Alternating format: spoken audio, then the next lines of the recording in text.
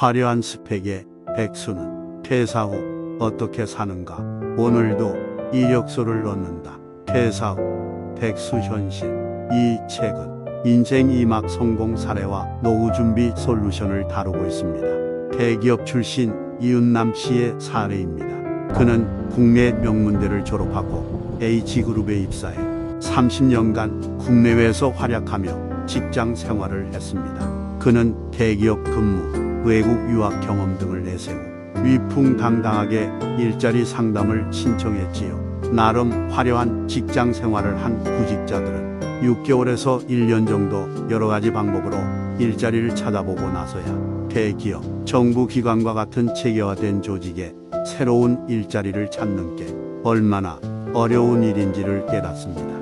18군데의 회사에 이력서를 보내고 몇 군데 면접을 봤지만 아직도 실업자 신세입니다. 벌써 7개월이 지났는데 이제는 두렵고 걱정만 깊어집니다. 가족을 볼 면목도 없고 친구나 세상과도 멀어지는 듯해서 고통스럽습니다. 방향을 잡을 수가 없습니다. 밤에 잠도 안 와서 한밤중에 깨어있을 때가 많은데 열심히 살아온 내 인생의 성적표의 허무함을 느낍니다. 화려한 스펙을 지니고 좋은 직장에서 근무했던 사람들은 대개 은퇴 목표가 없는 경우가 많습니다. 이것이 사무직 베이비 부모 대부분의 은퇴 준비 실패이죠. 갑작스러운 실직과 상실로 인한 심리적 불안은 한 가정의 정신적 지주이자 경제를 책임지던 가장의 몰락으로 이어지기도 합니다. 은퇴는 종착역이 아니라 새로운 출발이다. 40, 50대가 직장을 잃는 것은 본인을 포함하여 가정의 급격한 충격과 상황 변화를 불러옵니다. 은퇴 이후 목표 설정과 준비는 가족이 함께 해야 합니다. 정년이 보장되지 않는 일반 직장인의 경우 예고 없이 찾아오는 실직 준비와 경력 개발은 필수입니다. 막상 닥쳤을 때는 비상사태가 되기 때문에 미리 일상적으로 퇴직 준비와 경력 개발을 해야 하지요. 갑작스러운 퇴직, 은퇴 후 내 인생의 모습을 자세하게 그려라. 첫 번째, 우선심도 있는 재무 설계가 필요합니다. 재무 설계나 재무 상담을 받을 만큼의 돈이 있었으면 좋겠네요. 쥐꼬리만한 월급의 아이들은 고등학교 들어가고 대학교 들어가는데 교육비는 자꾸 들어가지 저축을 할 수도 없는데 무슨 재무 설계를 합니까? 그 생각 자체가 재무적 위험 요인이 됩니다. 평범한 가정에서도 재무 설계를 미리 하는 것은 매우 중요합니다.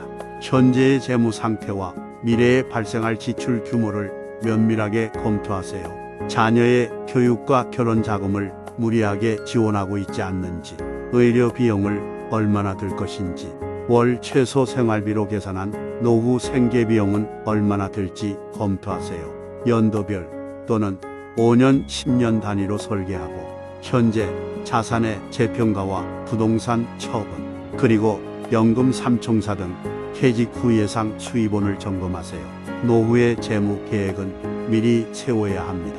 두 번째, 배워라. 은퇴 후 기술을 배워 중소기업에 재취업하거나 소품을 만드는 취미를 살려서 새로운 일, 즉 1인 기업가로 성공하는 사례가 많습니다. 다양한 분야에서 새로운 스토리를 만들어가는 사람들이 있지요.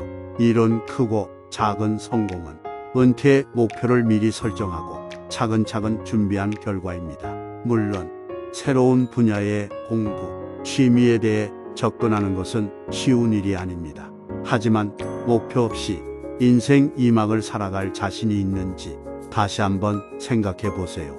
현실적인 목표를 구체화하고 미리 준비하는 것이 미래의 위험을 줄이는 자세입니다. 시간을 투자해야 하고 필요시 전문가들의 도움을 받아야 합니다. 사무직 베이비 부모는 기술에 대한 마음의 장벽을 낮춰라. 지금 베이비붐 세대가 쏟아져 나오고 있습니다. 40대, 50대가 퇴직을 하고 나온 세상은 한겨울이지요. 오갈 데가 없고 일자리를 놓고 전쟁을 치르지요. 은퇴 시장은 전쟁터입니다. 나름 괜찮은 회사에 다니는 사무직 베이비 부모들은 지금의 회사가 주는 직위와 명함에 기대지 마십시오. 오히려 기술직들은 재취업의 문이 열려 있습니다. 직위가 낮거나 없더라도 기술이 있는 사람들이 나이에 구애받지 않고 일자리를 구할 수 있는 가능성이 큽니다. 필요 없는 인간이라는 절망감에 빠지다. 57세 남성 김동남 씨는 대기업 기술직에서 퇴직을 한 후 창업을 했지만 실패했습니다. 창업 실패 후 재취업을 하려고 기술직 양성교육 과정을 마쳤습니다. 하지만 현장에서 요구하는 실전 기술과 교육의 차이는 너무 컸습니다. 지푸라기라도 잡는 심정으로 오픈해 잡코리아 등 여기저기 취업 관련 기관을 검색하다 찾은 곳이 중장년 일자리 희망센터였지요. 사무직과 생산직의 지원에 여러 차례 떨어지고 1차 면접을 통과하더라도 2차 면접에서 떨어지기를 반복했습니다. 낙담한 그는 이렇게 말했습니다. 불합격을 수십 차례 반복하다 보니 나를 필요로 하는 곳은 없다는 생각이 듭니다. 내가 필요 없는 인간인 것 같습니다.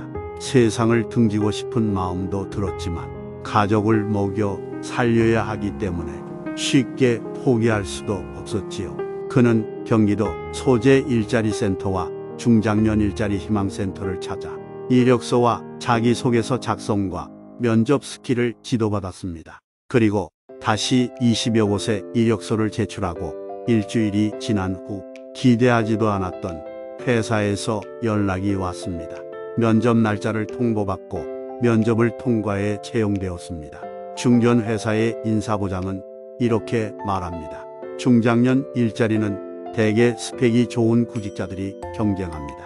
전 직장에서 퇴직 시까지 사무직 관리자가 아닌 실무 기술 업무 중심으로 일한 경험자를 활용하려는 회사는 많이 있습니다. 중소기업에서는 젊은 직원에게 현장 기술 전수 및 관리 역할을 기대하고 기술 분야의 경력 직원을 채용하지요.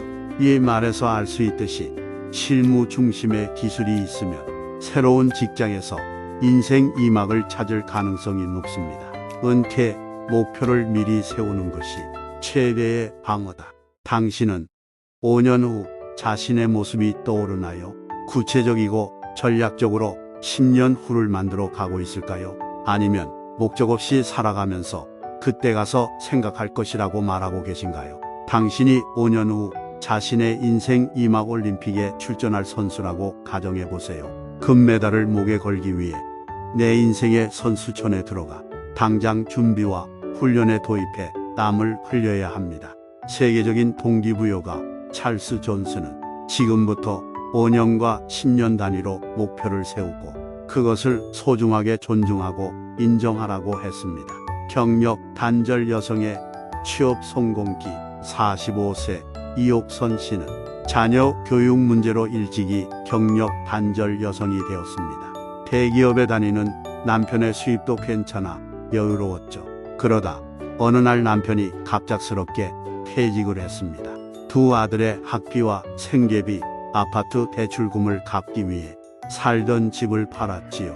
인근 식당에서 홀서빙과 주방 보조로 일을 시작했습니다. 저녁 10시가 넘도록 식당에서 일을 하고 월 110만 원을 받으며 1년 정도 일을 해 큰아들이 고등학교를 마쳤습니다. 그때쯤 이옥선 씨의 건강도 악화되었습니다. 큰아이가 아르바이트를 하며 생활비를 보탰고 식당 일을 그만두고 세차장에서 파트타임 일을 하던 중 여성 새로 일하기 센터 홍보물을 발견했지요. 그녀는 세차장 아르바이트를 하며 재취업 준비를 시작했습니다. 그리고 10개월 만에 지역의 중학교와 고등학교의 학생들을 위한 직업 큐레이터로 일을 하게 되었습니다. 그녀는 이렇게 조언합니다. 경력 단절 여성들이 무조건 일자리를 찾아 헤매는 것은 오래 일할 일자리를 찾는데 도움이 되지 않습니다. 여성 새로 일하기 센터 등 도움을 주는 기관을 찾아 전문적인 상담과 교육 서비스를 지원받는 것도 필요합니다. 급하다고 무조건 아무 일이나 시작하지 말고 차분하게 자신을 발견하고 방향을 정하세요. 속도보다 방향이 우선입니다. 한계와 어려움은 분명히 찾아올 것입니다. 하지만 행동하고 실천하세요. 간절함과 절박함이 당신을 새로운 문으로 인도할 것입니다. 혼자보다는 협동조합이나 사회적 기업의 도움을 받아라. 12년 동안 어학원에서 일했던 46세 김용애 씨는 어학원의 경영 사정이 악화되면서 퇴사를 합니다. 그녀는 고양시 여성새로 일하기 센터를 방문했습니다. 상담 후 직업체험 투어 전문가 과정을 안내받고 직업 큐레이터 자격증도 취득했습니다. 다만 관련 경력이 없었던 그녀는 고민을 하다가 경기도 디딤돌 여성 취업 지원 사업으로 연계해 7명의 수료생과 함께 고양시 여성 최초로 하다 협동조합을 만들었습니다. 그녀는 경기도의 지원을 받아 청소년들의 직업체험 프로그램을 만들어 직업 큐레이터와 상담사로 배움과 경험을 쌓아나가게 됩니다. 경력 단절 여성이 강사나 상담 분야를 희망하면 혼자보다는 협동조합이나 사회적 기업을 고려해 보는 것도 좋습니다. 평생 한 직업으로 사는 시대는 끝났다. 은퇴 후에는 지금 직장에서의 직위는 퇴직과 동시에 반납해야 하죠.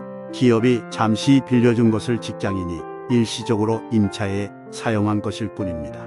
임대차 계약이 만료가 되면 방을 빼야 하지요. 직장을 떠나 세상과 마주할 때 나는 누구인가? 나는 무엇을 할 수 있고 남은 삶은 어떻게 살아야 할까? 라는 문제에 직면합니다. 새로운 패러다임의 시대에 중년의 감각과 지혜로 살아갈 수 있는 방법이 있을까요? 퇴직을 하면 고정 수입은 바로 사라지지만 지출은 계속됩니다. 단거리 선수의 시대는 지나갔고 장거리 마라톤을 뛰어야 하는 시대지요. 자기 스스로 갈고 닦아 세상에서 써먹을 수 있는 도구를 만들어내야 하고 유목민처럼 떠돌아다녀도 생존이 가능한 적응력과 지혜가 필요합니다. 평생 직장이라는 개념은 사라졌습니다. 은퇴가 아니라 직업을 바꾸는 것입니다. 시청해 주셔서 감사합니다.